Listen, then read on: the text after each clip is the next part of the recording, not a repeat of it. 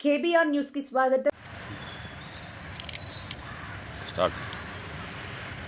ఆదోని మండలం పెద్ద తుమ్మలం గ్రామం గురించి, మరి చౌక దుకాణాల బియ్యం సప్లై గురించి 42, 49, 50, 51, 53 దుకాణాల్లో లబ్ధిదారులు బియ్యం వేసుకోవడానికి పోతే మా దగ్గర స్టాక్ లేవని చెప్తా ఉన్నారు.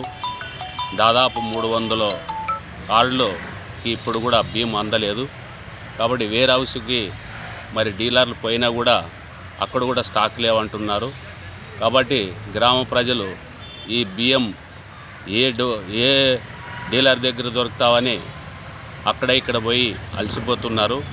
సకాలంలో బియ్యం అందక లబ్ధిదారులు కార్డుదారులు చాలా ఇబ్బంది పడుతున్నారు. కాబట్టి దాదాపు ఇది 8 నెలల నుంచి కూడా ఇదే సమస్య పునరావృతం అవుతుంది. మరి దీనికి అధికారుల నిర్లక్ష్యమా లేకుంటే డీలర్ల నిర్లక్ష్యమా? కాబట్టి మా గ్రామ ప్రజలు బియ్యంకి సరిగా అందించవలసిందిగా సవినంగా కోరుతున్నాము.